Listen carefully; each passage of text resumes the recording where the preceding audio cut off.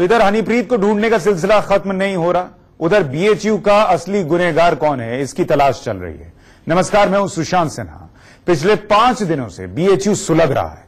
हर रोज BHU से बवाल की एक नई तस्वीर सामने आ जाती है और हर तस्वीर ने बीएचयू प्रशासन पर सवाल खड़े किए और हर सवाल के घेरे में बीएचयू के वीसी यानी वाइस चांसलर गिरीश चंद्र त्रिपाठी रहे हैं। ऐसे में वाराणसी कमिश्नर की जो जांच रिपोर्ट सामने आई है उससे वीसी पर शिकंजा और कस गया है।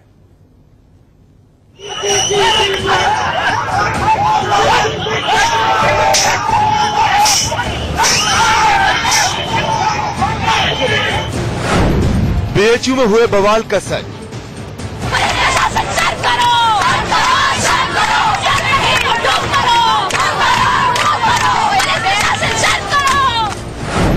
छात्राओं पर हुए लाठीचार्ज का सच।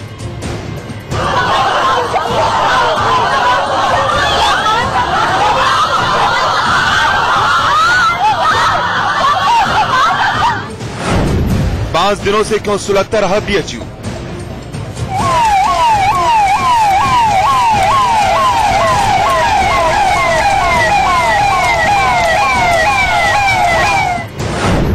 सुलगते बीएचयू का सच क्या है?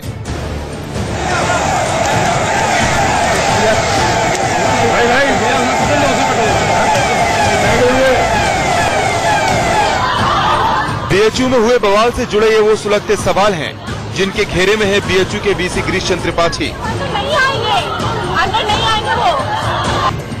वीसी साहब आज दिल्ली में थे। कहा यह जा रहा था कि उन्हें सरकार ने तलब किया था। वीसी साहब की मुश्किलें इसलिए भी ज्यादा बढ़ चुकी हैं क्योंकि वाराणसी कमिश्नर ने बीएचयू बवाल की जांच रिपोर्ट यूपी सरकार को सौंपी है, जिसमें बवाल के लिए यूनिवर्सिटी एडमिनिस्ट्रेशन को ही जिम्मेदार ठहराया जा रहा है।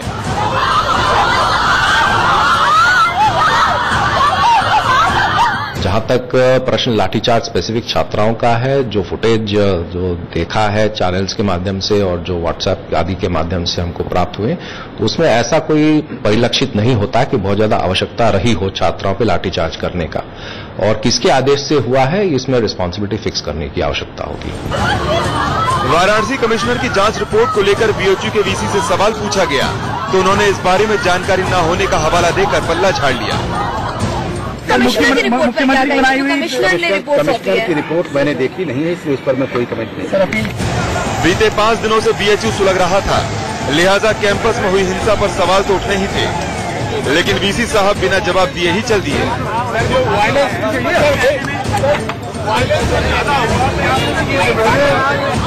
वीसी साहब भले ही कैंपस में हुई हिंसा का जवाब दिए बिना चले गए, लेकिन वाराणसी कमिश्नर की जांच रिपोर्ट से यूनिवर्सिटी प्रशासन कटघरे में है।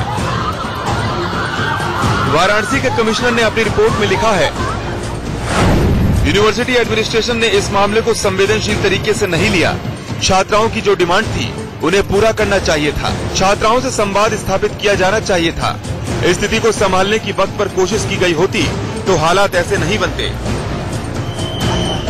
बीएचयू में हुए बवाल को लेकर एक और वाराणसी कमिश्नर की जांच रिपोर्ट सामने आई तो दूसरी ओर मामले की जांच के लिए यूनिवर्सिटी प्रशासन ने हाई कोर्ट के रिटायर्ड जस्टिस वीके द्विवेदी की अध्यक्षता में एक सदस्यीय जांच कमेटी भी गठित कर दी।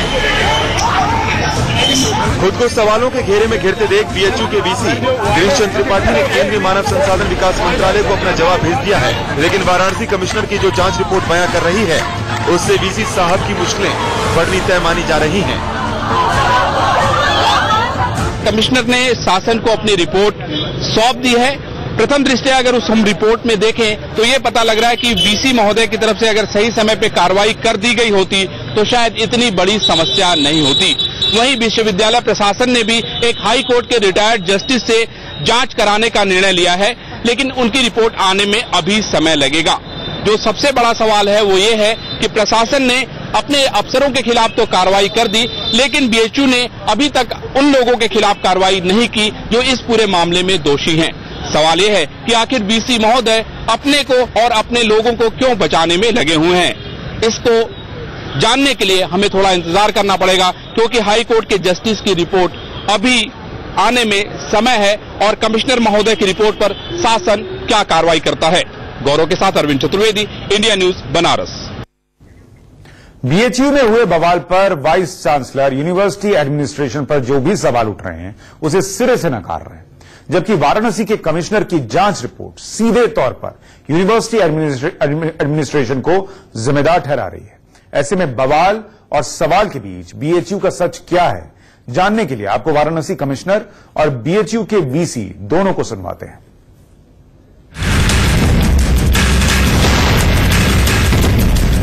कि यह सीसीटीवी कैमरा लगाने की प्रक्रिया हमारे विश्वविद्यालय में ऑलरेडी चल रही है। हाँ, ये सही बात है कि इस प्रक्रिया को पूरा करने में एक प्रोसीजर है। टेंडर हुआ, जो अधिकृत कंपनी हुई वो काम यह कर रही है और यह प्रक्रिया धीरे धीरे आगे बढ़ रही है। कुछ छात्राओं ने और भी बात कही कि उनकी सुरक्षा के संबंध में विश्वविद्यालय और संवेदनशील हो। मैं उनकी बात से पूरी तरह सहमत हूं। जहां तक आपने मांगों के बारे में की, जो मांगे उनकी थी, कोई ऐसी मांग नहीं थी छात्राओं की जिसका कि निराकरण संभव न था।